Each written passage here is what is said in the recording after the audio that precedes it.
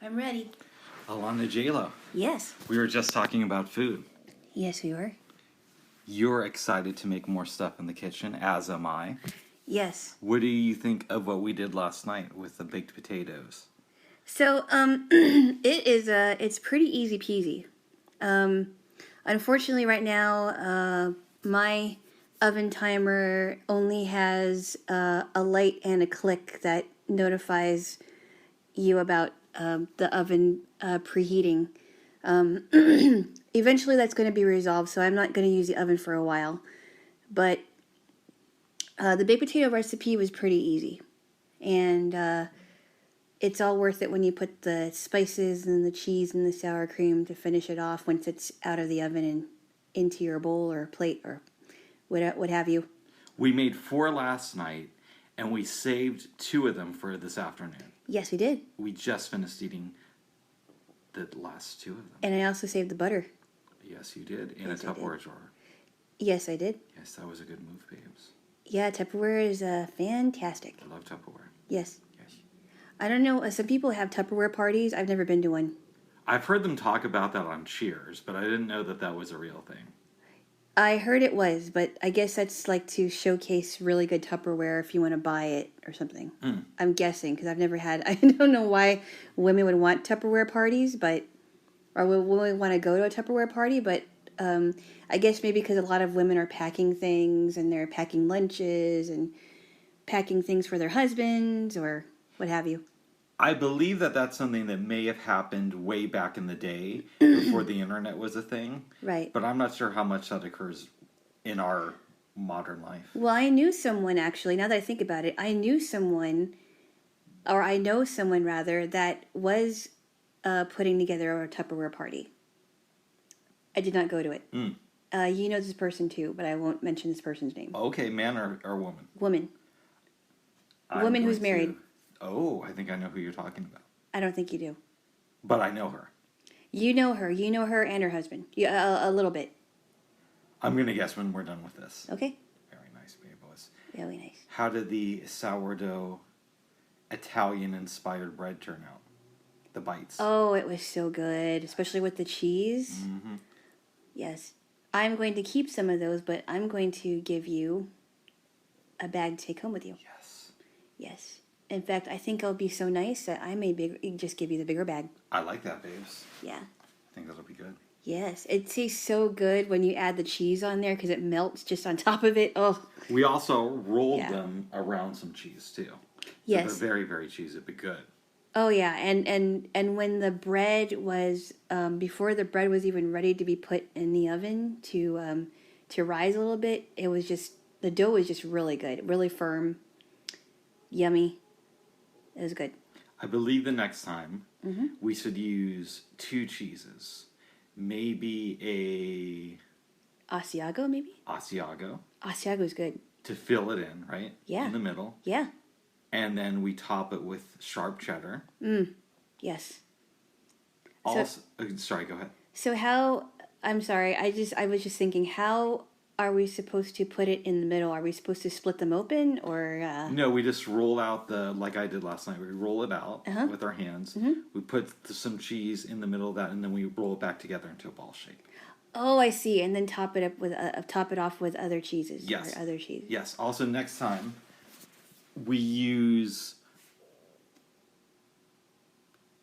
fresh basil and rosemary. Yeah. We did use fresh basil this time. Yeah, unfortunately, I wasn't able to get fresh rosemary, but I did get rosemary. It still tasted really good. In the flake form. It was still good, but yeah. It would have tasted better with fresh rosemary. And we add a little bit of butter to the dough. Yes. Yes. I think that'll make that really, really good, babes. Oh, yeah. Oh, yeah. Not only, I think the butter will give it a really good flavor, but also moisten the dough. And we may even still make the garlic butter... Sauce. Yes. If we do that, I think what we should do is we put the cheese on top as soon as we take it out of the oven, and then we pour the sauce over it. Good idea. Yes. Good idea. Thank yes. you, babes. Good idea. Yes. I am really excited because I am going to do another pasta dish, It will not be a veggie any veggies in it because I want to see how it turns out without veggies. And I'm gonna do what I did, except I won't put any onion or spinach or anything in there. And I will put the sauce in there and be not so generous with the spices because it was very salty and spicy. So that was my mistake, but it turned out for the most part pretty good. I always say use your hands, babe. Yes. Yes. Yeah, well, I know that now. Pour it into the hands. But some people have to learn the hard way. Well, I mean, and then there's opening the side of it, which I didn't even think about. And, there are containers of spices that have alternative ways to open the spice. And now that I know that, I don't have to worry about it. Yes. Good. Alana? Yes. I shared with you an idea that has been in my head for the last couple years. Mm-hmm.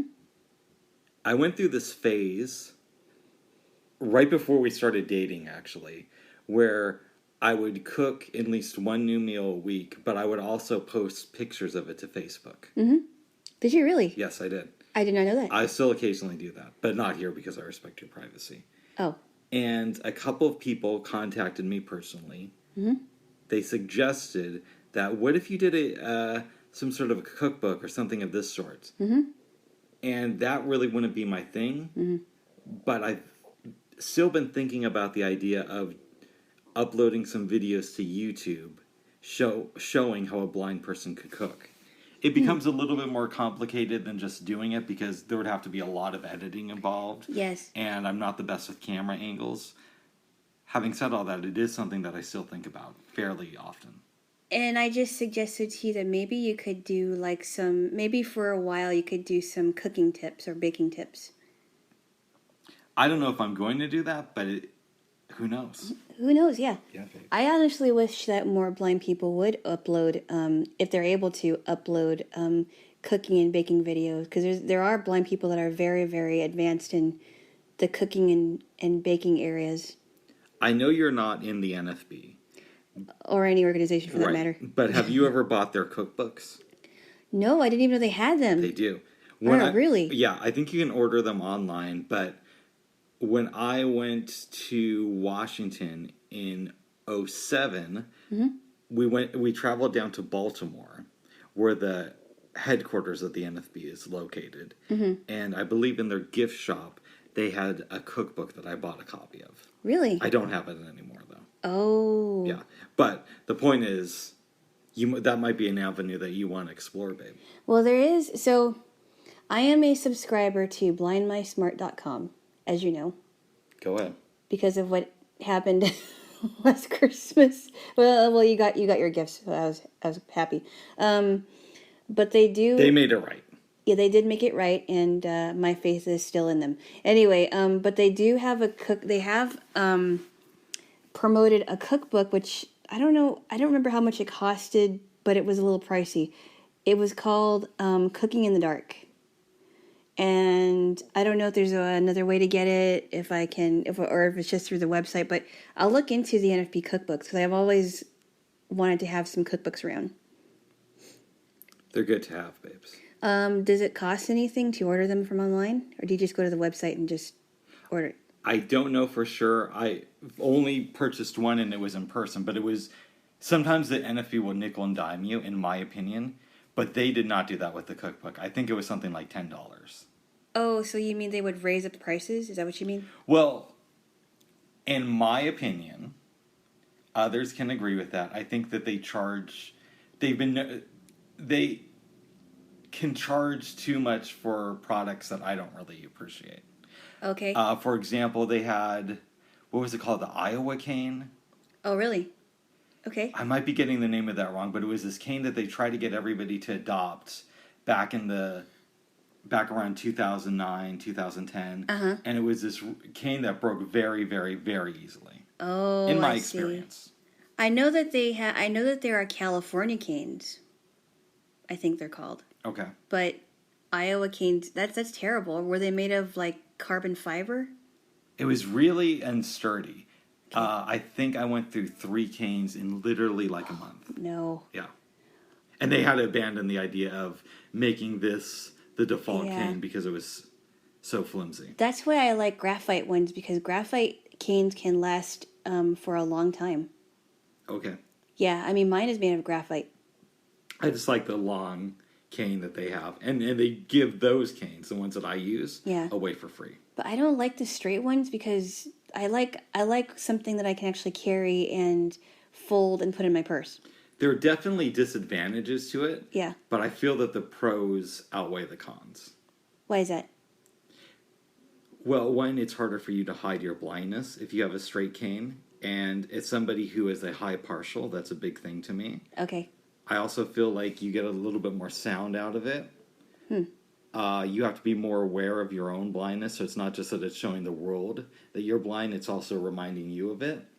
Okay. So those are some of the pros to me. Also, I don't know. I feel like they're more stable when I'm walking. I don't get the sense that they're going to break as easily. Well, and that could be my own experience as well. Okay. Well, I do understand where you're coming from, but I will have to slightly disagree, because a person with a folding cane can easily put it on a table, and then somebody will already know that it's folded and that's a white cane. Right? I mean, it's going to look the same. It may not look the same when it's standing up straight, but it will still be noticeable. But we're assuming that you're talking about a sighted person who is observant of things, right? You would hope so. I know that when I've been to stores and they see me walking with my cane, and it's not straight. I mean, I've never been anywhere where anyone was like, "Oh, what is that thing? What do you call that?" Right, when it's unfolded. No, even when it's folded. I know a lot of unobservant sighted people who would miss out on something like that. Well, yeah, there are a lot of unobservant sighted people, but the ones that are observant, somebody's like blasting their music. Yeah, when sounds like some good jams. Keep going, babes. Not really. But some that are observant, they do notice it. So I don't know. I never had a. But then what do I know too? I can't see people's faces either. So I don't know. What do I know? I can't observe the unobservant sighted person. Very good, babes. Alana. Yes. We've been watching some DS9. Oh yes. It's going to be just slightly out of order, but yesterday we started with the episode where Quark met his cousin. Or we meet his cousin Gayla. Cousin Gayla with the small moon. What did you think of that one? Give it a brief overview. So I thought it was really interesting. I wasn't sure what to think about Gayla, because the episode centered around Quark and what's that other guy's name? I'm bad with names. I know this guy who sounds like he has a British accent. Yes, and then the Regent. Well, the Regent was at the end of it. Yes. The higher ranking one. And Gayla comes and wants Quark to work for him because Gayla has been selling weapons and they're trying to make a profit off of them. Quark believes that these weapons are for self-defense. No, he knows that they're for war. Oh, they're for war. Okay, but the crew feels like that Quark should be selling these weapons because if he didn't, then they would have died. Right? They wouldn't be able to be. No, the crew doesn't want him to sell the weapons. They don't. Oh, Odo tries to arrest him. Remember, and the only reason Quark doesn't go to jail over this is because the weapons dealer who is working with Quark helped the Bajoran people during the occupation. So they owe him a favor. That's what I was trying to say, but it didn't come out right. Okay. So I thought it was kind of interesting. Quark kind of has a conflict going on because the who was it? Was it the Regent or that one British guy? No, I'm sorry. Gay. So I might be fast forwarding. Could you fill in some of the details because Okay. I'm afraid I might be fast forwarding too much. There's a little bit of that. Let's just take it from the point where that music is nice, but it's a little bit distracting. Anyways, It's really distracting. I don't know if it's nice or not. I like rock music, but we'll get to that in another time. So Galen comes to the station. He talks to Quark, and his plan is, okay, we're going to use your holosuite to demonstrate the weapons, right? Because we can make holographic versions of these things, so we're not actually smuggling weapons aboard the station. And Right. you're going to be sort of the guy who smooches with everybody and help us close the deal. We find out that he wants to retire. Odo finds out what's up. He arrests Quark, and then it goes to the thing of, okay, we got to let you go because of the Bajoran government owes your boss a favor. Quark's debts get paid off, and he thinks that he's about to make some big money. He meets with this guy who's called a Register Right. of a planet, and the Register is at war with other factions on this planet. And he says to Quark and his associates, I want to eliminate 8 million people at once and 28 million people within the span of a few months. And then it hits Quark that, okay, a lot of people are going to die if this deal goes through. Right. And I'm already getting less customers because the Federation is upset. They're not coming in. Yep. Right. So I don't know what to do. He has a conversation with Jaylo, who tells him, listen, dude, this is part of the game. Do you think anybody cares if one of these millions of stars just goes out? Right. So Quark decides to do a setup. He says that he can't get the right biochemicals Right. to perform the job, but he can get something else. And Yep. it'll only kill 17 million people. Right. 17 million. Yeah. He says this after the register is coming back to the station. He comes there. Quark sets up a meeting with the Register and the opposing side. You're talking about the Regent, right? The Regent, I'm sorry. Yeah. Okay, when I said Register before, you said, oh, that's right. No, I thought you were talking about the other British guy, but I wasn't sure what his position was. Okay, because Register didn't sound right to me, but it is The Regent. Yeah. Okay. Gotcha. I knew. Yeah. Gotcha. Okay. So there's a huge shootout. A bunch of people die. Cousin Gala and the head arms guy escape. Yeah. But they think that their life is in danger. Right. And it ends with Quark and Dax hanging out. Right. I like this episode a lot because sometimes Star Trek will try to make Quark seem like too much of a good guy. And there's an argument to be made for that here. However, I feel that the reason that argument is mute is because the only reason he does the right thing is because tens of millions of people will die if he doesn't. Exactly. Yeah. What are your thoughts, babe? Yeah, I think it was a really good episode because you see Quark in a real conflict, even though he wants to make a lot of profit and his profits are on the line. When it he has to deal with this conflict and he chooses not to kill 28 million people. Which is good. Which is good, yeah. That's Yes. a lot of people to kill. I liked it. I did too. All right, now, I showed you an episode that I really enjoy yesterday called A Simple Investigation. Yes. Talk about it. If I can remember it. So this You was... seem really interested, babe. No, I actually like that episode. Was it Odo meeting Orissa in Quark's? Yes. So Odo meets this woman named Orissa. Doesn't really know much about her. I think... Wasn't there a point in the episode where Odo's finding more about Orissa and that he was going to arrest her but didn't?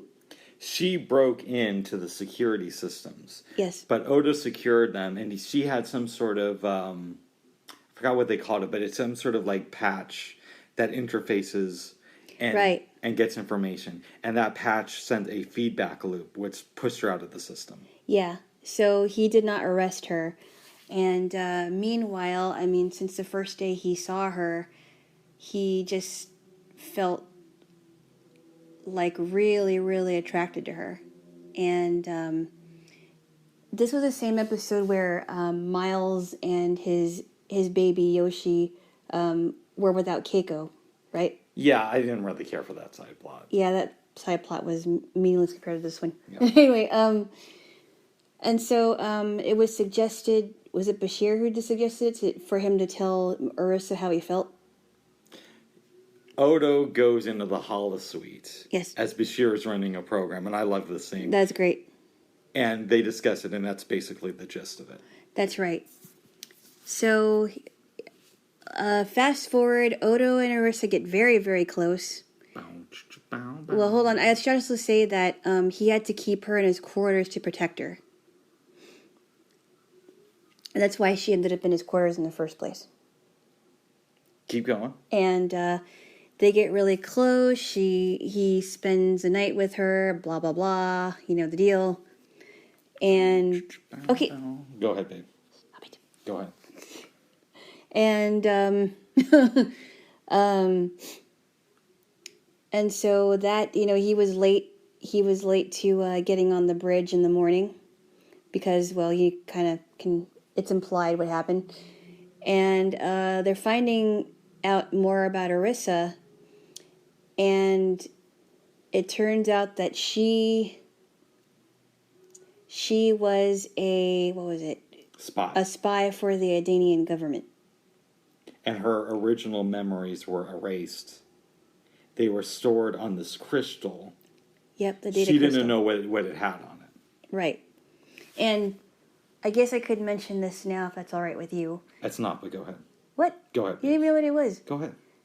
Well, I forgot to mention that in the beginning, there were these aliens who confronted this guy, and they were looking. We didn't know what they were looking for, but it turns out that they were looking for Urissa, who has the data crystal. Yes. Anyway, so they find out about that. Her memories were erased of herself. And they eventually get the data crystal, and Dr. Bashir puts it into her. She gets her old life back. Yep. I love it. I want to know your thoughts on the last scene of the episode where she goes to Odo's quarters now knowing that she is a married woman. Mm-hmm. And she talks about the woman who you were with still loves you and will always remember you. Right. What did you think about that, babes? It was sad. It was sad, and it was kind of disappointing because, like I told you before, I really started to really get attached to Odo's character because he's such an in-depth character, very complex, and you have to feel for him, right? Because he had a lot of disappointing things go on with his people, and and now it's Urissa who's not Urissa. He thought that he had a chance to be happy with somebody, and she also thought that. And she also thought that too, yeah. And I mean, it was sad and kind of yeah. I just felt sad for him, and I felt disappointed that he couldn't end up with her. But the plot continues. Yes.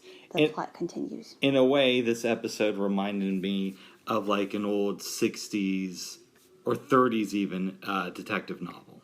From the way it played out, right? Because he's investigating this case. Yes. He falls in love with the woman, and he finds out at the end that they can't be together. Right. Wasn't that kind of like... oh, wait. No, Casablanca was another... That was a movie, babe. No. You compared another episode to Casablanca, and that wasn't right. Right. But I'm talking about this particular episode, babes. Yes, I've heard of... Stay off the Pacololo. I'm just having fun, babe. I'm just having fun, babe. Give me a kiss. Ask you the same thing. Oh, give me a kiss. All right, now keep going. Okay. Anyway, Casablanca aside and detective novels aside, yes, it does remind me of a detective novel, and how detectives would have to go as far as, date the person to get information, which is it's kind of interesting. Kind of interesting. I like this episode.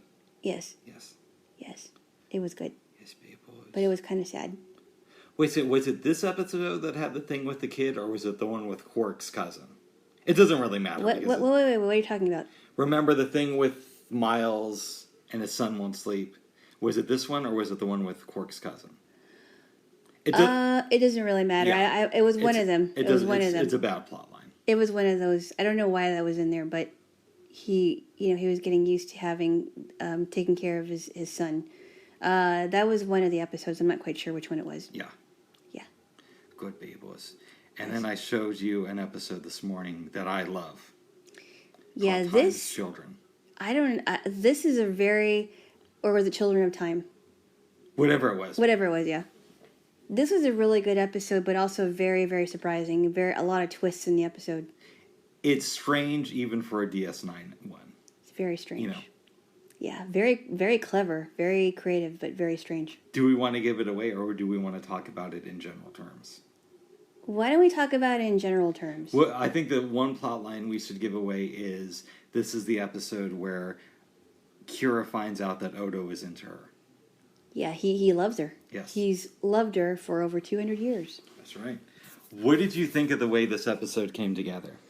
Well, what were your thoughts when you first started watching it? I thought this is so odd, even for DS9. And they've had some pretty odd episodes, but this is like probably the most odd, episode that had a lot of twists in it. And especially when they were dealing with time and descendants. Right? Yeah. It was years, yeah. For me, there were things I wanted to tell you about this during the episode. You would ask questions. Yeah. But I felt if I said too much, it would ruin the way that things unfolded. Mm-hmm. Are you glad that I didn't give anything away? Actually, yes, I am. Because it's better that I found out, and I would have found out and thought, oh, that's what you meant. Okay, So I wouldn't watch it and like, okay, I know what's going to happen. I know exactly what's going to happen. So I like the idea of being surprised. It's good. You said something after this that I found interesting. What did I say? I believe you compared this one episode to The Visitor, which is Yes, my I all-time did. favorite episode of Star Trek. And I would agree with you. I would wholeheartedly agree with you. But I said that this is really, really up there with The Visitor as far as episodes that I really like.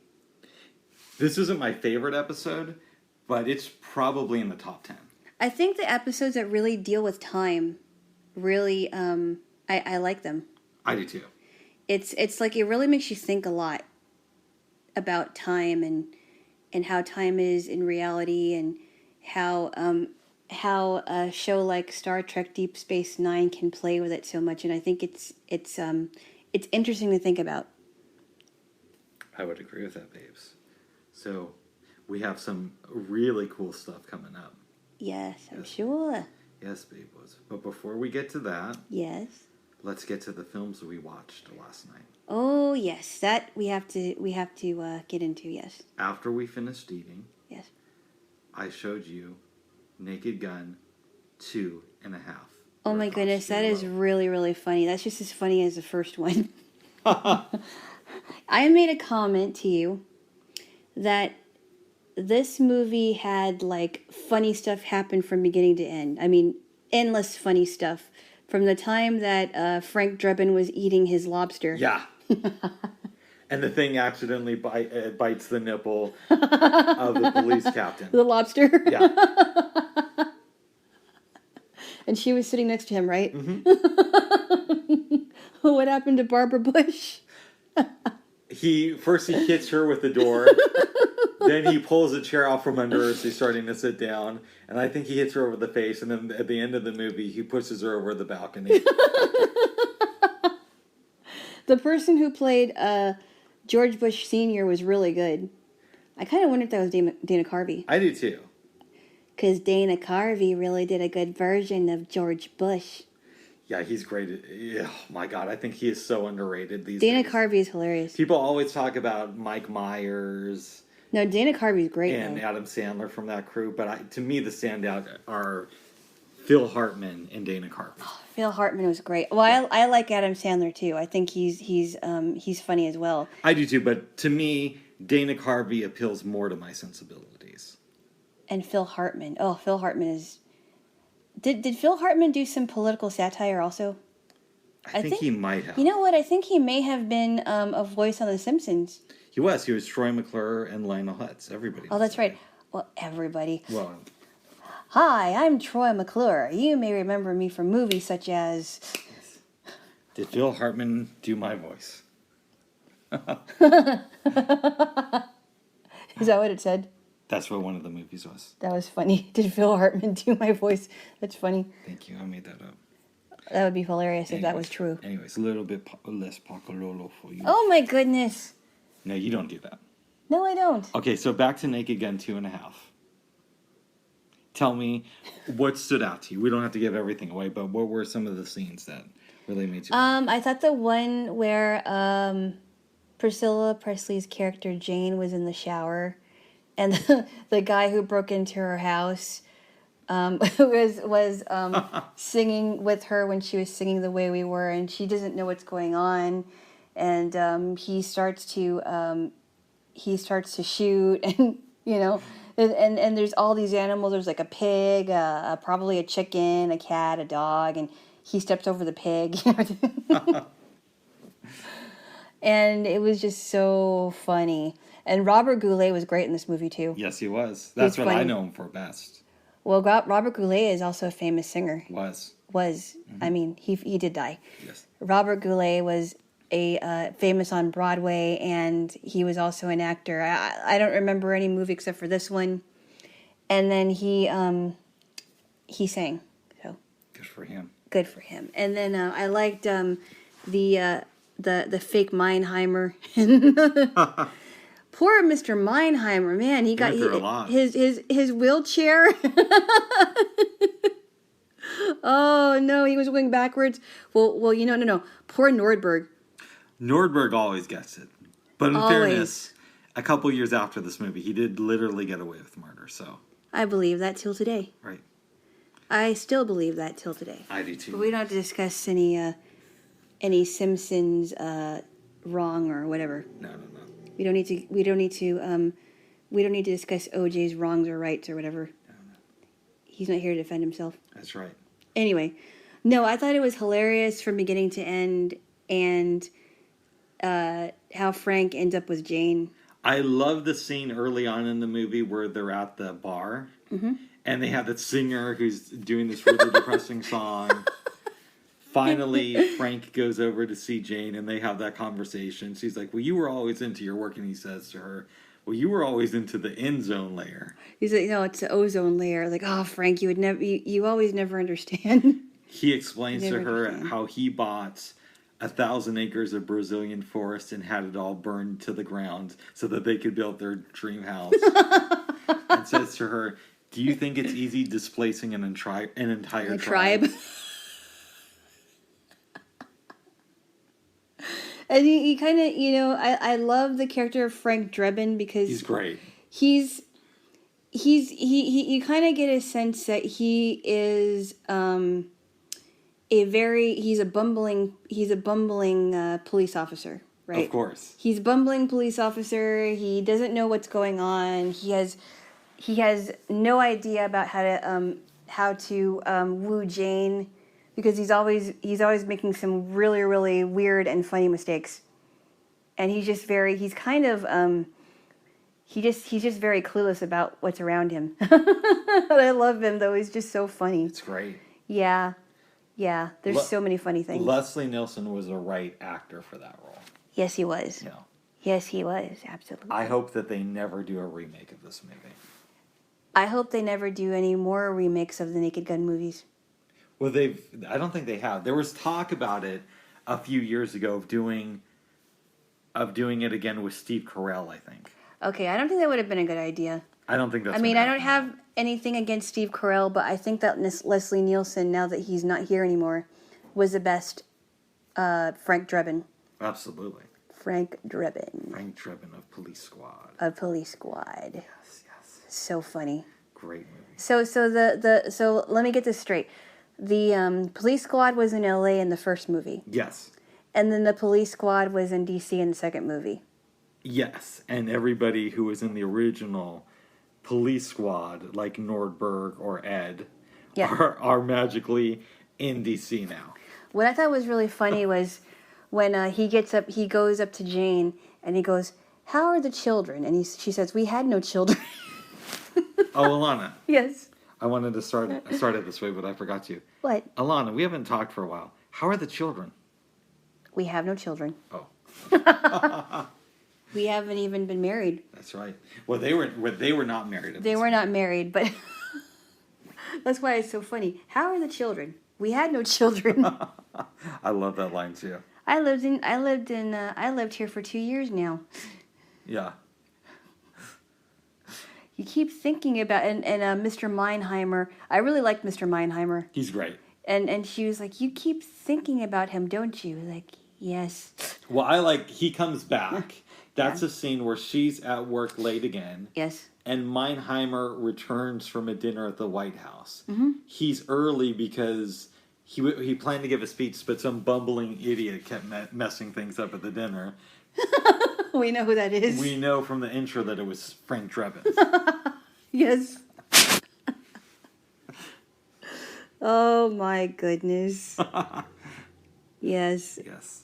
What about the scene where Robert Goulet's character, what's his name? Quentin. Yeah.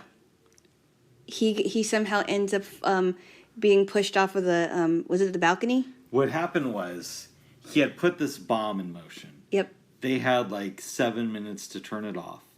Frank is hanging him outside of the balcony to get the code to turn it off. Robert Goulet has already given him the first 3 of the 6 digits he needs. Mm-hmm. But Ed runs towards them and pushes Robert Goulet out the window. Mm-hmm. He falls, 10 stories, magically gets up, and is attacked by a tiger that escaped the zoo when Frank went through there earlier in the movie. So it was implied the tiger ate him. It was implied he was attacked. I don't know if he was eaten. That was funny. I guess parts of him were no longer with us. Oh, I thought that was so funny. I love how the bomb gets diffused in this movie. Yeah. Explain that. He trips a wire. It's just plugged into a wall. Yeah. Like you would with a light. Yeah. and then it somehow just turns off. Yeah. Never to be used again. And I thought that's so funny. Yes. It is really funny. Yes. Yeah, that was a great movie. I think it's great too. It was. Then we watched a film that both of us had seen before, but I've viewed it more times than you. Ace Ventura: Pet Detective. Tell us, babe, your thoughts. I really, really liked it. There's some scenes that I forgot because I haven't seen it since Christmas of 1994. That was a long time ago, Bubs. Dumb and Dumber was the #1 movie in America. Mm-hmm. Also Jim Carrey film. Keep going. Yes, that was 26 years ago. And I saw it. It was really, really funny. It still held up. It's still held up today. I love it. I think it's a classic. Yes. I don't think you can make it today, though. Right. And it was all. I just thought it was so interesting with the plot about Snowflake, the dolphin. Yes. Do you remember that one scene where Ace is trying to find Snowflake in his tank, and then he finds this ring in the tank, this rare ring, whatever you call it? He doesn't find the ring. He finds a stone. A stone. I'm sorry. That should be in there. That should be in the ring. I'm sorry. Yeah. My bad. I forgot that plot. Well, then there is another part of this movie where he visits the Finkel family, Mr. and Mrs. Finkel. I love that. Mother and father of Ray Finkel. Are you another one of those hard copy guys? That's how Ray's dad basically introduces himself after he pulls the shotgun away. Right, exactly. And then the wife is like, "Wait a minute, he's one of our son's fans."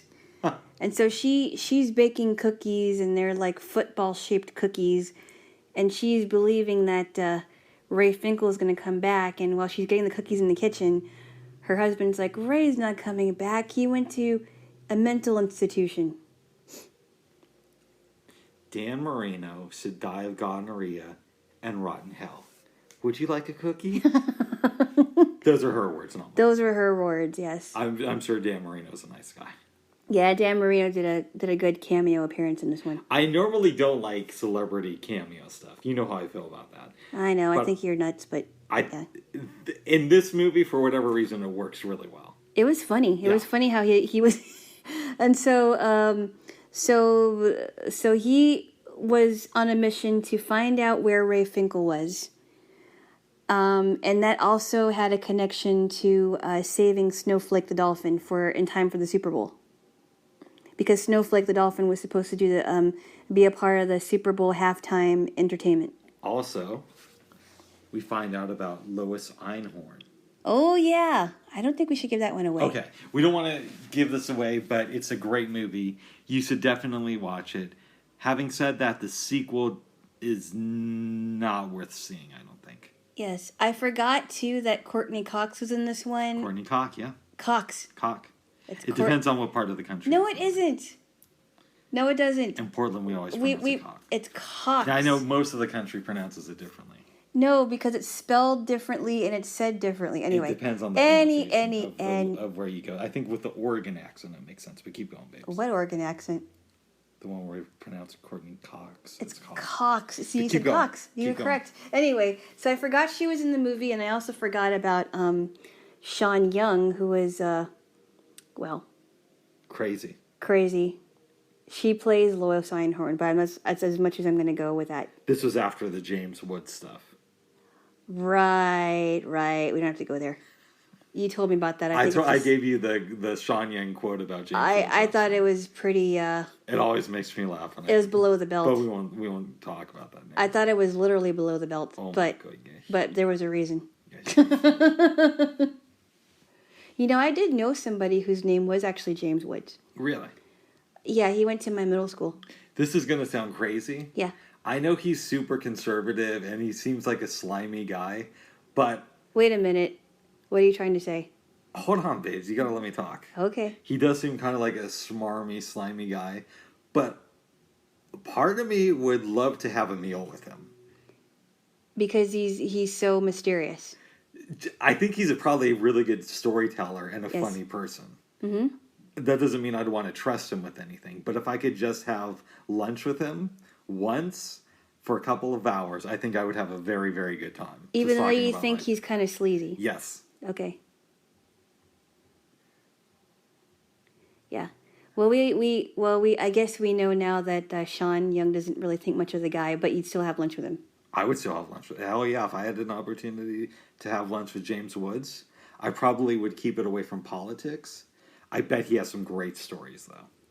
Probably. Yeah. Probably. You know who I think might have some really great stories is Clint Eastwood.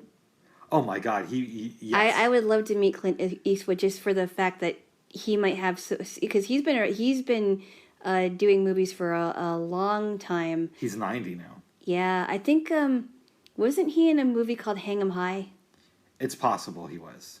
I think he might have been in some westerns, but he has a lot. He was in a ton of westerns. I bet you he has a lot of stories to tell from all of his film career and everything. Some people think that he's made the best western ever with Unforgiven, which is a great movie. I've seen it. I find him interesting because he's one of the few actors who became a very, very respected director. You know. Yeah. He's made so many good films just on that side of the camera. I think it would be cool to also talk to Ron Howard. Oh, yes. Because Ron Howard, even though he was a child actor, he went on to do great things with directing and other things like that. So. He seems like a normal guy. He definitely does. He seems like he has his head on straight. But who knows? Well, unfortunately, I can't say the same thing for Erin Moran, I guess. The lady from... Happy Days. Happy Days. She was on Happy Days and Joni Loves Chachi. Yes. But she's gone now. Oh. We'll never know. We'll never know, babes. Never know. Yes, babe was yes. Yes, Bubs. Yes, babe was yes. But no, it was so I wanted to bring this up again because we did talk about this. Tell me. I know that both movies are really funny, but I also think that yes, although I think that Ace Ventura: Pet Detective had a really good plot line, I think that The Naked Gun 2.5 was funny from beginning to end. Like, it was literally funny thing after funny thing after funny thing. Thing that Naked Gun 2.5 has going for it, the people around Leslie Nielsen are funny as well. Yes, they are. Right. In Ace Ventura, Jim Carrey is really the only funny component to the movie. But it works because he's the star of it and he's so overpowering. He is, and he makes it funny. It's very close in my mind, which is the better picture. And honestly, if you were to ask me what's better, Naked Gun or Ace Ventura, I'd probably go with Naked Gun. But Naked Gun 2.5 and Ace Ventura, It's tough, isn't it? Yeah, it's tough, depending on what day you're asking me. And since this is coming up now, I think I go with Ace Ventura, but again, I could go the other way. I like them both, but they're both, the way that I kind of resolve this is that they're both funny in their own way. It's just that the Naked Gun 2.5 has more funny things in it. It does. And everybody, including Leslie Nielsen, is funny. And you're right, though. Ace is funny. Jim Carrey's character is funny, and everybody around him is not as funny, but he is. He makes it funny. Right. But the plot points in Naked Gun, you could see coming a mile away. The first one? I'm sorry, the sequel. Okay. I felt it's more of a predictable ending. Yes, it is. You know? Yeah. Not that you don't know that Ace is going to get the girl at the end, but it's just a little bit different. You don't know that he's going to, out a cop for being a fake person. Right. Exactly. So I go with Ace Ventura, but I totally respect thinking Naked Gun 2.5 is better. Right. Yes. Or even, more, maybe a little slight more funnier. I don't know. They're both funny in their own way, though. I can't really say that no movie is funnier than the other one because they're both funny in their own way. Yes. Alrighty then. They're both classics, though. Do not go in there. That's great. That's where he got yummy. Yes. So we had a good movie night, babes. We did. We certainly did. Yes, and we slept in kind of late this morning. Well, yeah, I for sure know I did. Well, you were talking to me twice, actually. Was it twice? Yes, you were. Okay, so I went to use a bathroom in the middle of the night. I came back, and I think I said, "Are you asleep?" And you're like, "Oh, I think so." Okay. You asked me if I was still tired, and I said, "Yeah, I'm still tired." And then I don't know what time it was, and then you asked me again. Okay. Anyway. And then I did talk in my sleep because I had this dream that I was being attacked by somebody, and we were fighting it out. Then I woke up when I was screaming at him. Because I thought I heard you go, "Ah!" I did. Yeah. Yes. And then I thought I heard you go, yeah.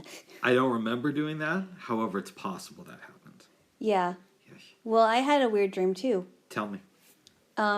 Well, so I had a dream that me and you, my sister, and she had these two twin baby girls, and I don't remember what their names were. I can't remember, but they had blonde hair. They were blonde-haired baby girls, and I guess she was taking care of them. They were still infants. And she was taking care of them. She was talking to them as if they were related to us, which I thought was kind of weird because we don't have any blonde people in our family that I can think of. And you were talking to the babies for a little bit, and then you were talking to her about something, but I can't remember what it was. And I think in the dream she was saying, she nicknamed one of the girls Goldilocks. and that she kept taking naps. The baby kept taking naps. I thought that was kind of strange. I don't even know what that's supposed to mean. But maybe it's because we watched an episode of DS9 and there was a baby in it. Maybe that had something to do with the babes. Yeah. Yes. But it sounded, the babies sounded so real. Oh. Yeah. They're twin babies. And you don't think that you went into another reality? No, I don't think so. Okay. Well, I remember, so here's another dream that I had a long time ago. This is before my niece was born. I had a dream that I was lying down on a bed and I was lying next to a fat baby girl. It was a baby girl, and I guess it was supposed to be my sister's baby, and this is before she had her baby. It was very weird. Yeah. Is your niece overweight, or was she as a baby? Both. She was solid baby. Thank you very much. What does solid baby mean? Is that the In name other of the words, rock she band? was like a... Solid baby's playing tonight. Sorry, go ahead. Don't tickle me. Don't tickle me, babes. Well, if you want to tickle me there, that's okay. Oh. The waist shape. Whoa. Oh my goodness. No. She was a big baby, but she wasn't like a fat baby. Okay. She was solid. Nice. So she was kind of like a muscular baby. Very good, jeez. But yeah, she's no, it was weird that I dreamt about this baby before she even had her baby. Interesting, baby. Yes, thank you. Yes, absolutely, babes. Is there anything else you wanted to discuss? No, I do not have. I mean, we've done quite a bit in the last couple days. Yes. What I will say is, after Naked Gun 2.5, you and I ate ice cream. Oh yes, we did. Really, really good. We had some chocolate sauce on the cookies and cream. Oh yeah. Before we went back into the bedroom to watch the movie, I checked my phone, and a good friend of mine had sent me a message. He posted some music to YouTube. I was going to immediately share it with everybody, but Alana's like, you should ask if that's okay. Well, I wasn't sure, you know. Anyway, so I did that. We go to watch the movie. We do our thing, then go to bed. After things got a little bit heated with Alana, she had some issues last night. Oh my goodness. We don't need to go there. No, we don't. I get up to use the bathroom. I had to pee. And on my way back, I checked my phone. He said it's all right. And then he said, what does Alana think of this? So I think after we wrap this up, you and I should make out. No. Wait, that's going to happen after this. What do you mean? That's what I said, after this. Yes, You after and I this. We'll make out, and then we'll watch the videos. I'll get ready to leave, and you will do your Jaylo thing. My Jaylo thing. Yes. Are you excited about the upcoming week, Jaylo? I am, because I don't know what's going to happen this week. Let me ask you this. Yes. What self-love exercises, if any, are you planning to practice this next week? Well, I'm not really a subscriber to the self-love thing, but I know that there are things that I really need my attention. Especially with getting my computer a little bit more updated, and I really want to start to read more books because I haven't all summer. It seems like kind of my book reading has been on the back burner for a few months now, so that's what I think. There's a lot of things that there are some things that do need my attention. Yes, and I am almost done with Snow Crash. Yes, and you said you're really enjoying it. It's a very good book, yeah. Yeah. I'm at the part, for anybody who knows it, where they just killed the crew on the Bruce Lee ship. Other people might be confused, but if you've read the book, you have a good idea of where I'm at. Yes. Yes. Yes, boys. Yeah, so I mean, so that's, so I am looking forward to this week, whatever the week holds.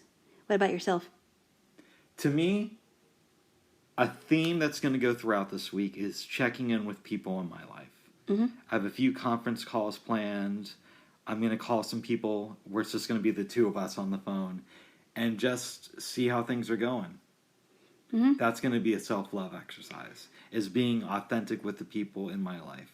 Right. Speaking of getting in contact with people, I just emailed a good friend of mine that I've known for 30 plus years because he just had a birthday yesterday. And I've actually met this person. It's possible. Well, actually, he does not remember that. We should say that I met him once for like 2 minutes 15 years ago. Yeah, it's possible that you have, but I'll just say that I asked him about it, and he says he's not sure if he remembers. I have a very good memory when it comes to certain things, like meeting specific people. It does. Put it this way, I'm convinced we met, but it doesn't shock me that he doesn't remember it because it wouldn't have been that big of an event in his life. It was a short time, yeah. Yes. If it was like if you were invited to a party that this person was at, and you both knew that person that invited you, then maybe it would sink in for him, I guess. Yeah. So I'll just give a quick story. Yes. There is somebody in the NFB who will go nameless, and he's kind of well known. He's very, very, very good with women. I don't know. I don't know this person. It's not me. You don't know this person, okay? No, I know of them, right? Okay. But I have a couple friends who know this guy really well, and one of the friends who knows him and is very close friends with me is bad with women. Oh. So I said, you should talk to this one guy. When I'm telling the story, I also explained to him, I've met him once. There's no way he remembers me, but other people have said he's great with the ladies. So don't just take my advice. Actually talk to him. I'm gonna guess who it is after this. Okay. Okay. So I went up to this person once at an NFB convention and said, hi, it's very nice to meet you, and I shook his hand. There's no way this guy remembers me because this was over a decade ago. Right. Yeah. Right. But he seemed like a nice guy, and I've heard that he's a stud, so hopefully my friend will start to get some action since I haven't taught him anything. Oh my goodness. Yes, babes. I will have to guess who that is, but we'll talk about that afterwards. Sounds good, babes. Yes. Anything else you want to say? Well, no. Now I'm curious about this person, but we'll talk about it. I just had a wonderful time cooking and eating and watching movies, and it's been a really nice time. So it has been. I'm glad you survived the meltdown last night. No, well, okay, maybe that was uncalled for, but I just, we don't talk about it. All right, babes. I still love you. I did apologize, by the way. Yes. Good. And I think that he's not taking it personal. No, I'm not. No. All right, babes. All right. Love you. I love you too. Let's go make out. Happy Sunday, everyone. Happy Sunday. Until next time. Until next time.